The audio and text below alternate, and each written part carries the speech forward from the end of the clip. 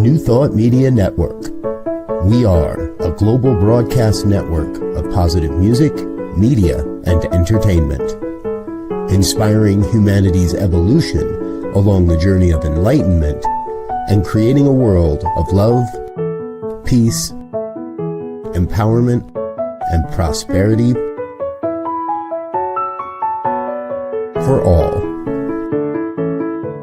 New Thought Media Network. Positively inspiring.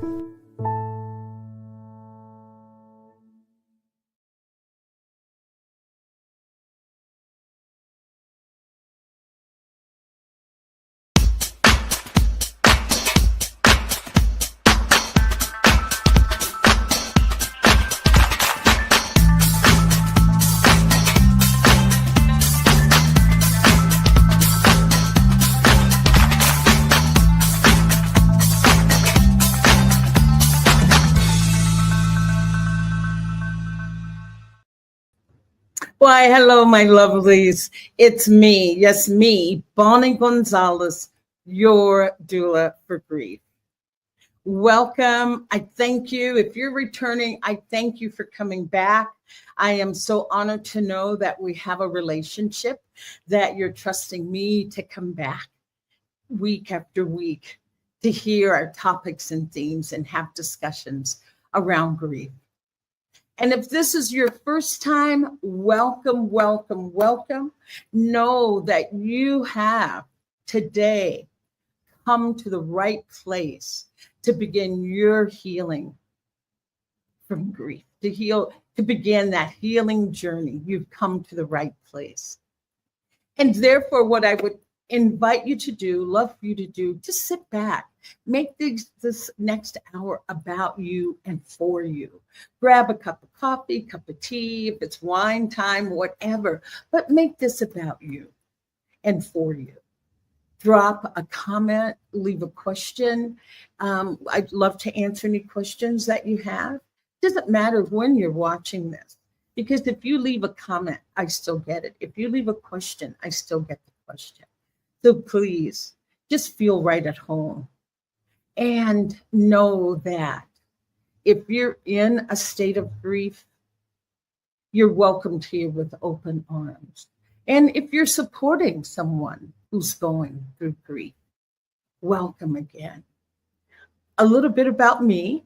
As I said, I'm Bonnie Gonzalez. That hasn't changed at all. But I am a grief coach. I'm a certified grief educator, religious science practitioner, registered nurse, and a licensed soul collage facilitator.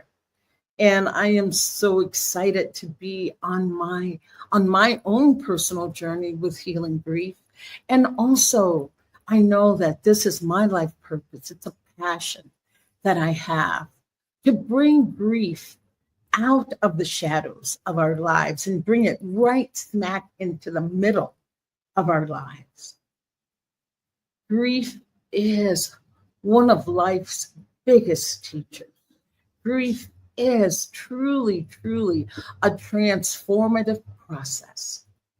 And so I want us to be able to talk about it. I want us to be able to share our feelings about grief.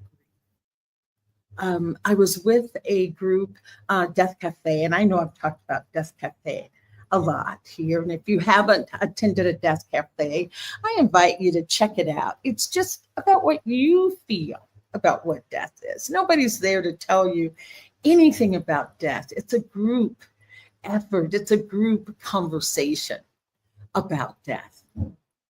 And so I just want us to be able I started that because I thought death was the number one topic that we don't discuss in our society. But I was corrected by someone that was in the group. They said, no, grief is the number one topic, not discussed in our daily conversations or just in our culture. So look at us. We're charging ahead. We're the pioneers. And so I just want to remind you about loss and grief. Loss is what we experience, and then grief in turn is what we feel. And I know that so many people, the first thing they think of when they hear the word grief, someone died. Well, yes, death of a loved one is one of the biggest, as I always say, the biggest holes that will ever be blown through our heart. It is the biggest, and it is also the most transformative. But to know that, yes, loss, death is number one. But after that, we have a myriad of losses. What about, for me, a geographical move? What about the loss of a job? What about retiring from a career that you love? A loss of health? Geographical moves, if I didn't say that. Oh, there's just, divorce is another one. We suffer a myriad of losses in our lives. Therefore, in turn, it puts us into grief. And grief is the emotional response from that loss. So loss and grief, I want you to understand the difference. That loss is what we experience, and grief is then what we feel. And to know that if we can feel it, we can heal it. Because to heal it, you have to feel it. You can't heal what you can't feel. So know that if you're feeling that grief, you're right on schedule. You're right on time for the healing of it. So I just have the most beautiful, exquisite guest in the world today. And I'm so excited to have him. I know we had Kathy Rothenberger last week, which was another favorite. Please watch that because she talks about loss of health and how that can put one into grief. But before we bring our guest on, I just want to do a reading that I always feel just leads to a lot of conversation and or really meaningful conversation. And it's by Ayala Van Zandt. And it starts out with, those who don't know how to weep with their whole heart don't know how to laugh either. And that's Golda Meir. When we lose a loved one to death and a long-term relationship, it is perfectly normal to grieve. We must honor and recognize each stage of the grief and every emotion we have. There will be shock, denial, anger, confusion, fear, helplessness, numbness, and eventually acceptance. There will be a point when we do not know what to do, but we want to do something. There will be a point when we don't know what that is. But at that point, we must understand and accept that there is no death. There is not an end. There is only transformation. Our loved one now exists in a new place, a new time, a new reality, and so do we. The relationship as we knew it has been transformed from the physical to the spiritual, from marriage to separation, from loveship to friendship. It has not ended, it has changed. Therefore, when we allow ourselves to grieve, we release the negative thoughts and emotions that make it easier. It then makes it easier to accept the change. When we do not grieve, we get stuck. Grief is natural and normal, and not to be, and you just can't, you don't know what to expect. Therefore, we owe it to ourselves and to the memory of the relationship to grieve and cleanse our souls. And the affirmation that goes with that is, I will take the time to grieve and prepare myself for the change. So with that said, that's one I guess is so perfect for today. Because Reverend David MacArthur is going to talk to us about using heart math to be at peace with grief. So I thank you for listening to that writing by Ayala Van Zandt. And so I don't want to waste another moment or keep you in anticipation of our beautiful guest today. And my guest is Reverend David MacArthur. So the tragic death of his wife and the amazing experience of emotional healing that followed ignited David MacArthur's passion for understanding human transformation. That path has taken him on this powerful path into the discovery of the human heart.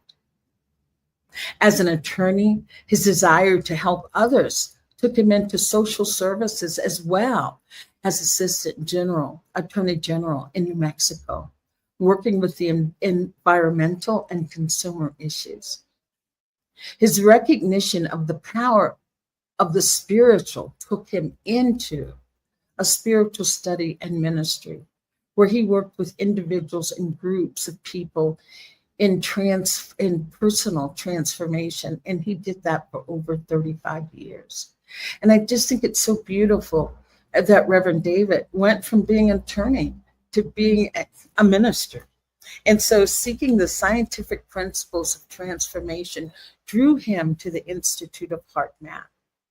And then at HeartMath, he served on their staff for 7 years, including roles as principal speaker and trainer, as well as director of their empowerment and religious divisions. And so I'm going to stop there because his biography goes on for a long time, but I'd rather hear it from him, how he has navigated his own personal journey to grief and how that led to HeartMath. So help me in welcoming and bringing on Reverend David MacArthur. And thank you so much, David, for your yes, yes, yes. I thank you for that. And it was a yes on a short notice. So that makes it even more special. So how are you?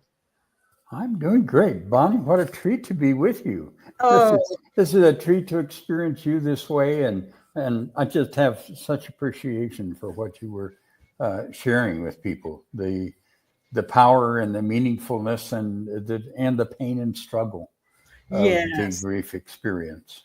Yes. And I'll be honest, David, I did not realize that you had such a personal loss. And are you comfortable with talking about that today as we lead into allowing HeartMath to be one of the tools or the big tool that we use to be at peace with our grief? Yes, Bonnie. One of the things that took place there in dealing with my wife's death. And it was a very, very sudden situation because she was murdered. And so there was, an instantaneous loss. And, I was a young man. I was about to study for the bar to enter law. So, we were just a young couple with a little baby. And I had no idea how to deal with something this impactful or profound. So the things that I then went through and learned in that experience were why years later I recognized how helpful the techniques from HeartMath were, because they followed the experience that resulted in a profound healing for me. Mm-hmm.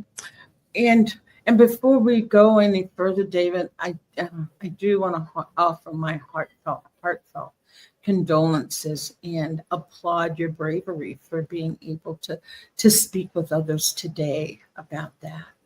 And one thing I always ask is, what is your wife's name? What was her name? Her name was Kathy. Kathy. Yes.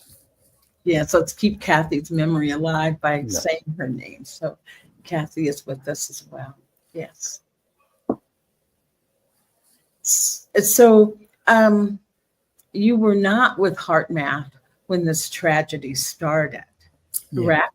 So how did you move into heart math, or what was the steps that transpired after Kathy's death? So the thing that I found was, Bonnie, the feelings Mm, were growing more and more intense after her loss. And there were a couple issues for me. mm-hmm. One was our baby daughter was, at the time of her death, was just about to turn 1. Oh, gosh. And I realized that as powerful as my loss was, hers was even greater, because her mother was everything in her world. Mm-hmm. And she had no way of understanding why suddenly her mother wasn't there.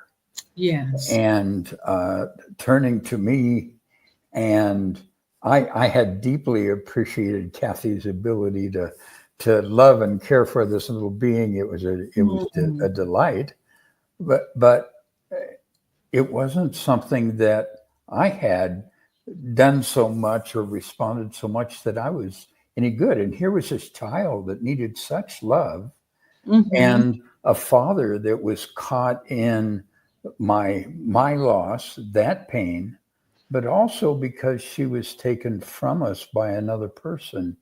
Yes. The resentments and the angers that are strong and can just be overwhelming. Mm-hmm. So here was a need of a child and a father who was so engulfed by his own pain that what I recognized is, I'm not able to respond with the love she needs. I see. Yeah. Yeah. Yes, you're in grief. You're Yes. grieving. And part of the awareness is I couldn't be in the pain and grief and feel love at the same time. Mm-hmm. And she needed that. So what I did, which was just my desperation of the moment, was simply to pray, to ask, to say, help. What do I do? You know, Yes. I want to no longer be controlled by these difficult feelings. I want to be there for my daughter. Mm-hmm. And that would, after that really desperate inner plea on my part, in maybe about a week or so, I went through an experience. Mm. And part of that experience was I was playing with little Lisa, the baby, and we were playing on the floor, and I got up for a moment to sit on the couch, and little Lisa was just happy and giggling, and I looked, and she was going on playing, Mm-hmm. and I saw her playing with someone, and Ah. I could not see the someone, Mm. but I had seen Mm. that same beautiful playing Oh. so many times before. Mm-hmm. And I understood that however it was, she was experiencing her mother in that moment. Exactly. Kathy and Lisa were together in that moment. Yes. And so in that moment, I was overwhelmed with a feeling of love. Mm-hmm. It took me so that I lost all awareness of the room, of anything else, but this overwhelming experience of love. Mm. And it just it was more than I'm capable of describing. Or the power of love, Yes. the expansiveness of Yes, completely. Every bit of my being was filled with it, and I don't know how long that went on. Maybe 5 minutes, maybe 20 minutes. I don't know. maybe a split second, but Yes. But oh, beautiful. and then And then I was back. I was there, aware of my little daughter, and she was quiet, and I felt a very deep peace. Mm. And Bonnie, with that, as I look back, what I realize is the intensity of my grief was changed. It's not that I didn't feel loss. It's not that I didn't still miss my wife Yeah. and treasure my memories, but it no longer controlled me. Mm-hmm.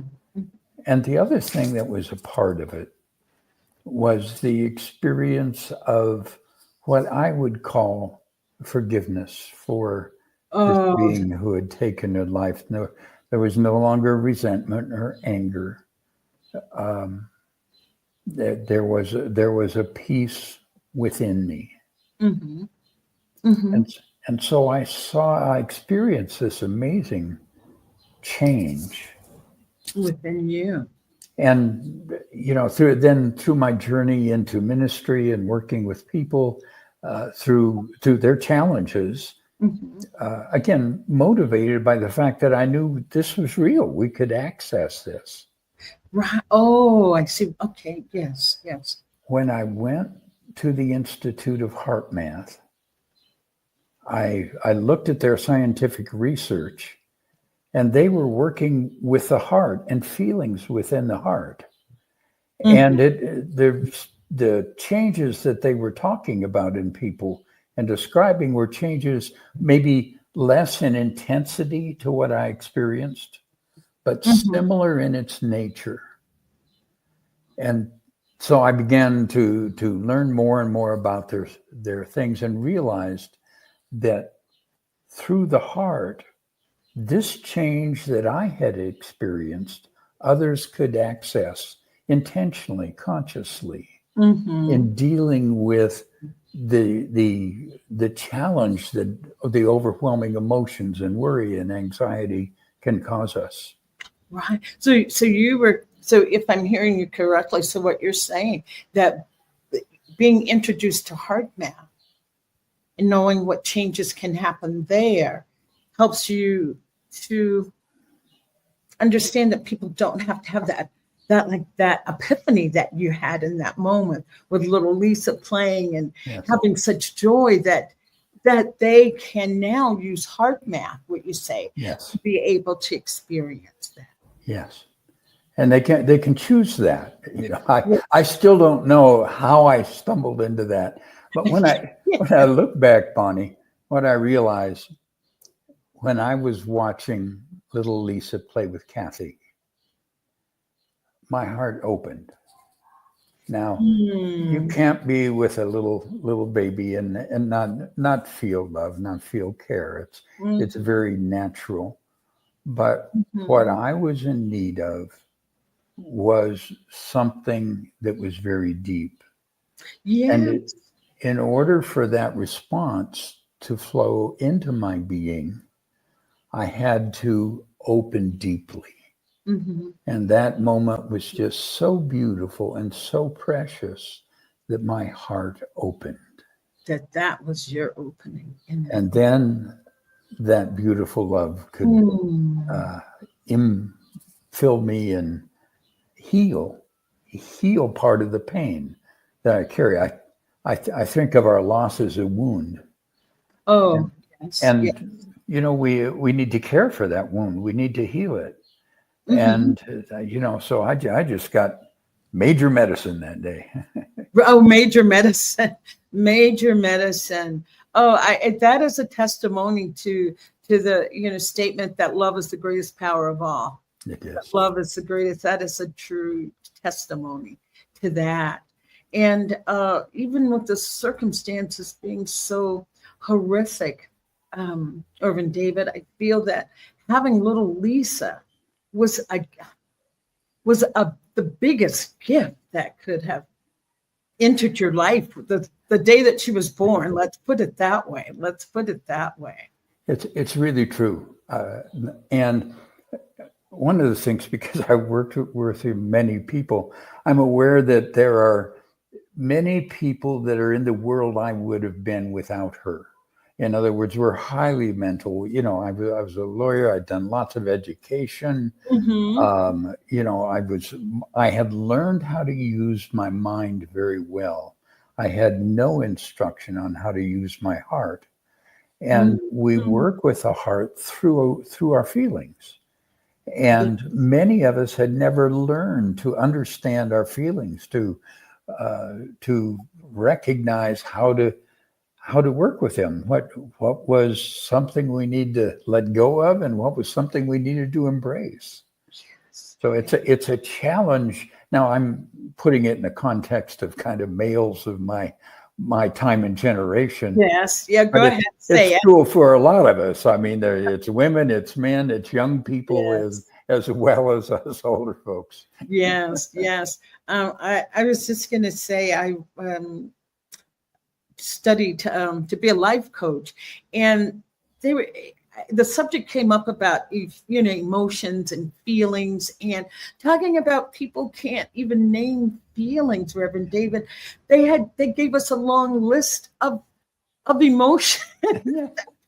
I mean, that we had to have a list that we couldn't say I'm angry, I'm traumatized, I'm despondent. Yeah. I just couldn't get over that they actually passed out a list of emotions, and it was a lengthy list. But I just thought, wow, we can't access our feelings. We can't give words to them. We can't verbalize them, Mm-hmm. and that's what I love about you in Heart Math. And I don't want to give anything away because I want you to maybe give, I call it the elevator pitch for what is heart math. What is that? Am I doing calculations in my heart? Multiplication, subtraction when I think of math? So, good place to start. Let me share how those two incongruous words come together. The founder of Heart Math realized that the real power that we were working with was through the heart, and that learning to access the heart and the amazing intelligence within it was not just an arbitrary thing or a sweet thing, but that it was actually mathematical. That if you do this plus this, you get that. I see. And so it didn't come out of a religious movement or anything like that. It came out of of science recognizing if you do this and you do that, this is the result. And that change then takes us into a different state of intelligence. It takes us into a different emotional state. And we experience ourselves differently. So it's that combination of working with the heart. And so what Heart Math is that they are a research group, but they really looked at what is the core experience in human transformation, not just into well body and that kind of thing. Yes. But where people go from a level of experience into a higher level, where they go from a level of performance to a higher one, where they go from mental and emotional experiences into higher quality ones. So it's that shift that they were looking at. And they found a very interesting discovery that when you feel certain feelings that are related to the heart, let's just say love. Okay, when you feel love, the patterns of the heart change. Now, these core patterns are called heart rate variability. It's the speeding up and slowing down of the heart. But when you feel love or appreciation, kindness, the patterns change, and that is such a profound change that it impacts and changes the way the brain is processing and thinking. It also impacts the part of the brain that controls your emotions. So that our reactive experiences change, and we become emotionally balanced. Right. Our confusion and controlled thoughts change, So and we're able to, the yeah, amygdala the is amygdala is, yeah, that's the part that change. connects us to So emotion. emotional memories. Yes. Yeah. Yes. And that when this ordered pattern hits the amygdala brings us into emotional balance. Wow. Wow. All I'm saying is wow, because now I get the connection, the hippocampus that gets affected when in grief, the amygdala that gets affected when you're in grief. So I don't want to get ahead of myself. And I do know a little bit about heart math. I've been in your company for the last 2 weeks, and suddenly I'm a new devotee of Greg Braden, who talks about heart math. So I would like for you maybe to explain the steps that it's pretty easy, quote unquote, easy to get to that state of coherence. And I'll let you speak to that. Okay. And let's focus it upon what somebody might experience who's in the feelings of grief. Sometimes they can just be overwhelming, or they're impairing how you want to respond to somebody. You're in a world that's not ready to respond to your grief needs. That you're in a world where you need to show up, and yet here are these feelings that are controlling our experience and making it difficult. So what happens is we use the power of our attention and move it away from what's going on, both the emotional and mental process, and just for a moment focus it on the heart. So we bring it into our control. We focus it on the heart, perhaps simply by imagine breathing through the heart. Mm-hmm. And so that simple imagining, we've now shifted our attention to the area of the heart. And then by feeling a heart feeling such as appreciation. Okay, it's an easy feeling to get to, but feeling it sincerely will bring about that change within the heart, which changes the brain and the emotions. And so we're no longer controlled by the feeling. Now, it's different to have a feeling, being aware of it, than to be controlled by it. Control in having your behavior, acting out of that. Yes. Emotional state. Yeah. And so then we have the capacity to respond to something before us. But, and I think one of the things that helped me in the years through Kathy's death and my grief was that I would intentionally go to appreciation. I see. That, yes, I had lost that experience, but I was so grateful I had the experience, and I could think of moments together, and again, not going through the head saying, but then this happened, what about this? And, that stuff, but simply going, that was a beautiful moment. That's a beautiful feeling. And I could enjoy that we had that together. And so it's as though the grief and feelings and the appreciation were side by side, and they were okay with each other. I didn't need, I wasn't controlled by the grief.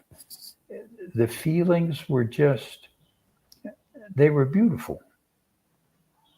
And it let me go forward treasuring the life that we had together instead of controlled by the loss of that life. So I hear you, and I can even feel into that sense of appreciation that you're talking about. And so what you say that I'm sure you've heard of that term, spiritual bypass. Have you heard that, oh yeah, just think positive. Just think positive. Keep your thoughts in the positive. And if you're going to negativity, then you're not spiritually evolved. Blah, blah, blah. So, I think of it as spiritual malpractice, actually. I love having new words in my vocabulary. Spiritual malpractice. So what do you say to those people that would say, oh, this is just spiritual bypass now? You're just focusing on that. First of all, you aren't bypassing. You're giving them permission to be there, but you're also saying you're not the only part of me. Yes. There's a whole part of me that is much more than this. Right. So you can exist, but you exist within me. You aren't all of me. So I can acknowledge the loss. That's very real. And there's pain in that. That's also real. But that is not the only reality. It is a part of the reality I'm going through. Exactly. But also the love I shared, the appreciation I shared, the wonderful moments, they are, if in a sense to me, they're more real because they were us together. Oh, that is beautifully said. That is beautifully said.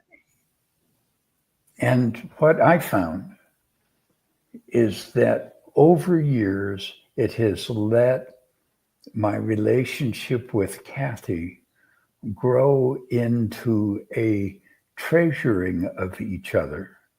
I still sense her wonderful presence, occasionally touching my life or our daughters. But when it is, it brings that gratitude now into its fullness rather than loss. It amplifies that gratitude even more. The gratitude gets super amplified. Yes.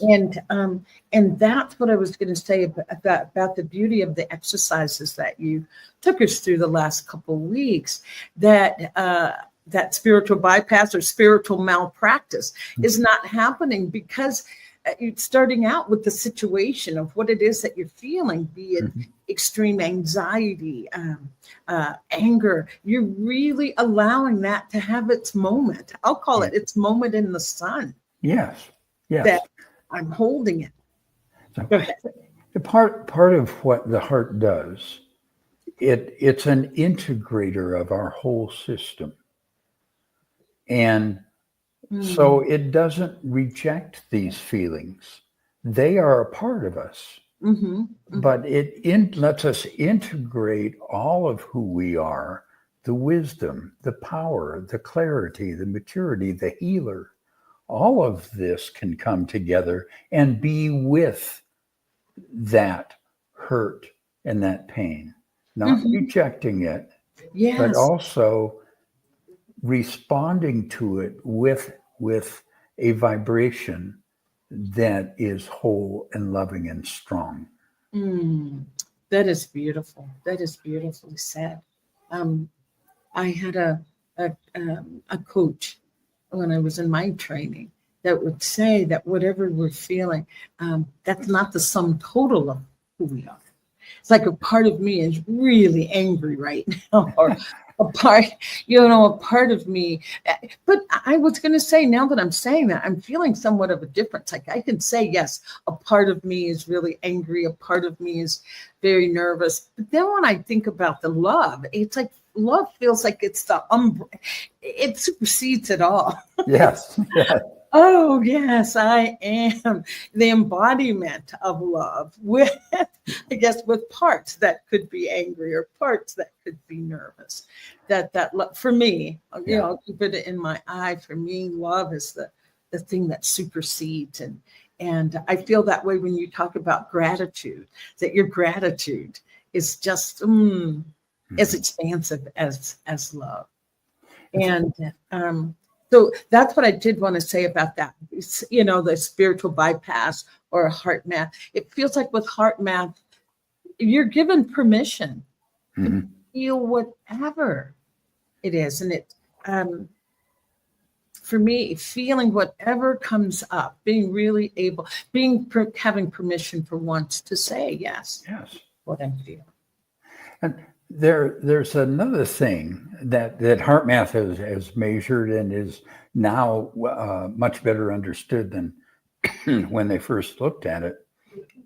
And that is that within the heart is a unique domain of intelligence. It's like the true wisdom that we have, we access through the heart. When we're going through grief, we make that connection with the heart. The result is that we are wisely guided in the experience of our grief, not denied the experience, but wisely guided in our relationship to it. It's like there's a sacred process in the experience of the grief, but there's also that wisdom that says, okay, yes, this is a time to let yourself deepen in the loss or the pain. And okay, now now you're going in self-indulgent, pick yourself up and let's go forward for a while. Okay. Right. You're in loss, but wow, look at what you had and look at what's around you. The sunshine is out. There are wonderful people in your life. So it brings us into wholeness. It brings us into balance, not excluding, but including all of us. Okay. And that's the heart's wisdom. The wisdom versus, is it wisdom versus knowledge of the heart? There's a difference. So I tend to identify my knowledge as head. Yes. The wisdom's different. It brings things towards a wholeness. So my feelings that come from loss are integrated into all of who I am, and they aren't the only part of me, but they're a valuable part. But I get to experience them from my wholeness instead of simply by immersion into that one aspect of myself. Okay. I've got questions. I've got questions, and I'm trying not to be too scientific or anything like that. Just that I'm a nurse, and I'm a nurse, and it's like, okay, I'm being told that our heart has these neural pathways, even more intensified than our brain. And the idea is that if we can feel into our heart, and as you said, not coming from those negative, I'll say negative emotions. Sure. Negative emotional states, shifting the heart. So then the heart and brain are in coherence. Can you talk about that? Because, and here I'll state why I'm asking that, because I talk a lot about when people are in grief, especially those initial states of grief, that 10% of your brain is truly occupied trying to make sense of this, trying to, put our ducks in a row. How's life changed? Just making sense of all of that. And that's, they said that the hippocampus starts to excrete more cortisol, and then the amygdala is like all out of whack, and you can't sleep, and your emotions are all over the place. So I just wanted to ask you to speak to that heart and brain connection. Okay, couple things there. One is I talked about that change, how the heart shifts to an ordered, what we would call coherent pattern. Yes. And that coherent pattern then impacts and changes the brain. Part of what happens is in that when the stimulus, the challenges before us become too much, is the emotional patterns that are triggered through the amygdala, then it gets to be like a cycle that just builds. And we end up feeling overwhelmed because the coherence affects the thalamus, which passes the information over the cortex so we can think about something. Right. That moves from a disordered to an ordered pattern so that we actually get clearer thinking. If you will, you get smarter when you've activated your heart. And because it affects the amygdala, the emotional processor, then we aren't feeding it the protective extreme emotions, the fight flight stuff. And the result is that within the body, the producing of cortisol and adrenaline changes. So the body has entered a different state. And so important for somebody who's dealing with these strong feelings of grief is that in that other state, it's hard to make a wise decision. Yes, it's so, everything's so chaotic. Yeah. So chaotic that people talk about brain fog and not being able to think. Yes. And this brings like a higher order of functioning to your brain, to the emotions. But then it also, when this is open, we are more in touch with our own wisdom, with the deeper levels of wisdom within us. So we respond. Part of the nature of that, the intelligence, what's called heart intelligence, part of the nature of that is that it sees things more holistically. It grasps, for instance, the different parts of our lives and how they're affected. It has a deeper quality of understanding. So our body has changed now. And so we are in a completely different relationship to those issues than we were a moment before. Okay. I'm loving what you're saying. And unfortunately, our time is not as long as I would like to have. I just want you to maybe leave us with how to get to that state, that heart coherent state. And then how often you should do this and how long does it last? Good. How to get there, how often, how long does it last? I love it. It's practical. It's what we're here for. What makes a difference is for those of you listening. So what can you do to take care of yourself right now? That's exactly it. So the method, the step is quite simple. The first is to focus on your heart, and then to focus on what activates your feeling of appreciation. Now, I've talked here about, my appreciation for my wife and the wonderful person she was and the things we had. Maybe that doesn't work for you because that's too close. Okay. But then appreciate your friends. And, there's flowers, there's trees, there's sunshine. There are simple things in our lives that we can feel, and let yourself feel that. Just breathe it through your heart. Then these changes take place within the body. You'll find you're more calm and clearer. Yes. And that's, we're talking about 2 or 3 minutes. We're not talking about going off on a retreat. This is in the room where it's happening.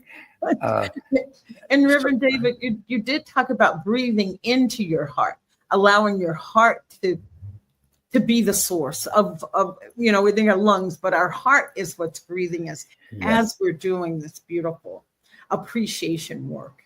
That you're feeling the appreciation through your heart. Yes.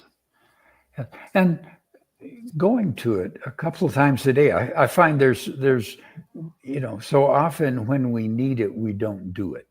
Exactly. But you can look back and say, all morning I've been going through this, and now it's late in the evening.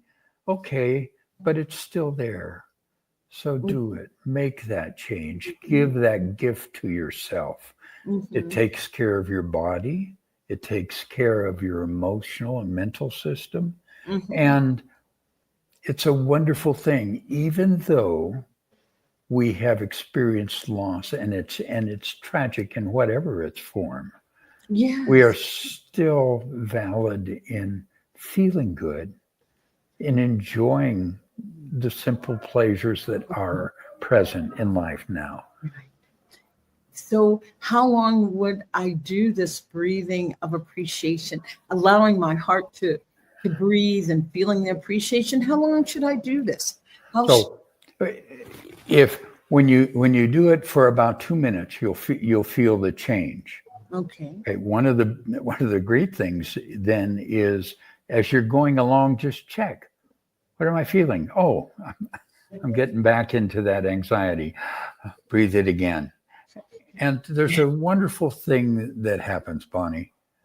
You'll find that suddenly you begin to notice the beauty that's around you a whole lot more Mm. and appreciate the friends who've reached out and touched you and the good things in your life. They become more and more aware. So just returning, Mhm. you know, Mhm. what am I feeling?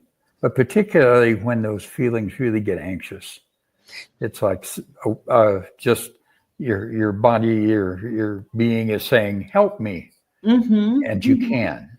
Exactly. Exactly. Help me. And that is the help that it's there. Um, and I know that sit through it as long as you feel the need to. And in the workshop, there were some people that talked about doing it at night before they went to bed. Yes. And then you talked about doing it in the middle of the night when you wake up for the 3 a.m. or the 4 a.m. God has a message for you call.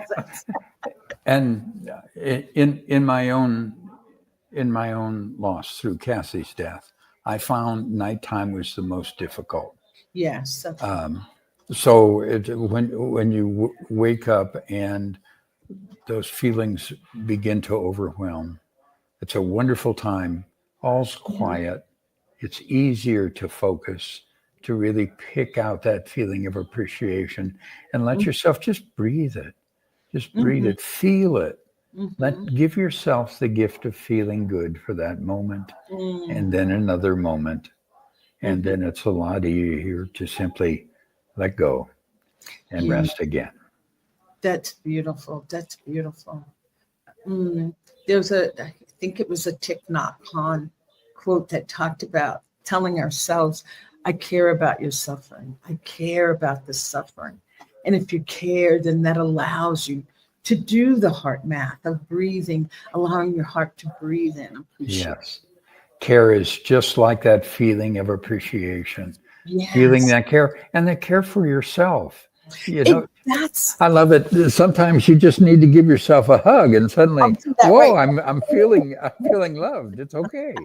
Yes, yes, I care about you. I Yeah. care about you. I care about your suffering. Oh, I think that's just so beautiful. And it's such a tool, Reverend David. That's right. It's so easy. It's just so easy.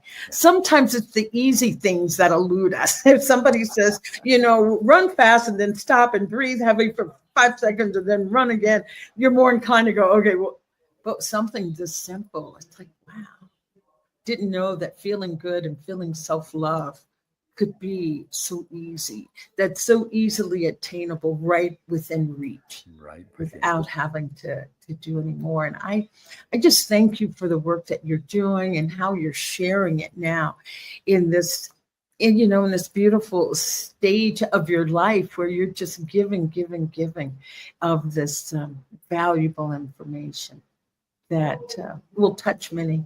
And a heart math is new. Tell me how long it's been around. I mean, it's pretty much a new study. Oh, You say the 90s? Was it the 90s? I discovered heart math. It's probably about 30 years ago. It No. was just starting. They were just getting their research out. They were beginning to learn, Oh, and years, really? and then it's quite a while until it could begin to have an impact. And now they've got enough research that because transforming from our anxiety and our worry to states of wisdom and peace is so, it doesn't matter what you're doing, it's helpful. So it's in business, it's in the medical institutions, it's for children and education. It's being taught in many, many fields that are helping a lot of people all around the world. So it's exactly. Even in businesses, I know businesses. Yes. I know someone that does. That's their job, going and teaching heart math to I'll just say corporate America, all over the world, not just corporate America, but internationally. And so I feel that we are on this, the cutting edge of it, the precipice, that's what you want to call it, of it really taking root. And I think I became aware of heart math maybe 10 years ago. And at that time it was like, what are you talking about? Yes. But now it's like, I think people listen, and they listen with interest and with the curiosity of, wow, maybe there's a truth here. Maybe there's a truth. It's been so helpful to many people that it comes out of science, not just, ideas and philosophies, but really we measure the difference. This is very real. And here's how to do it more quickly. Here's what makes it go deeper. All that's measured. So we know, yes, it's effective, and I don't have to believe anything. I test it myself. It works or it doesn't, Well, I just want to say that we've tried anxiety and overwhelm. So why not? We see how far that's gotten us, right? Yes. So breathing appreciation into my heart space, or love in my heart, or kindness, or whatever that emotion that comes when I stop and allow my heart to breathe. So I think we've tried the others, and so why not give it a try? And I'll let you just have the last word here. If there's anything that you'd like to close with, anything that you're doing, teaching, being, appearing, what's on your agenda? What's on your agenda?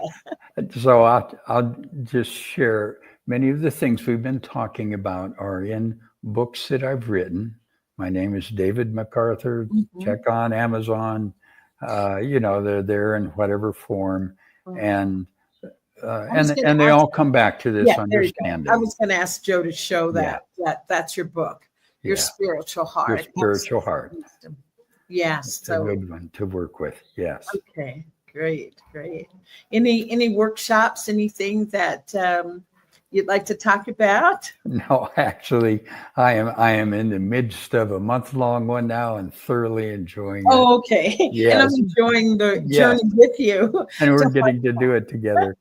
And just remembering when it gets difficult, that you have the power to change it, that you can do that. And it's there. It's right there in your heart. So, I know people who would connect with your podcast can be in some very difficult places. Yes. And this is simply a loving, kind way to care for yourself. It's simple, and you can do it. Great. Thank you. And Joe, if you put up Reverend David's contact information again, please reach out. Please buy the book. And there you go, Reverend David at accessingwisdom.com. So thank you so much. And I every week like to leave my guests with a little exercise to do. And I usually say after the show, go to the mirror, look yourself in the eye, and ask, what do I need today? And do that. And what I want to add to that today is go to that mirror and look in that mirror and allow your heart to breathe. Allow your heart to breathe. Be it love, appreciation, kindness, but allow it to breathe. So I thank you all so much. And I thank you, Reverend David, for being here. So thank you. Namaste. Until next time, I'll see you all again. Thank you.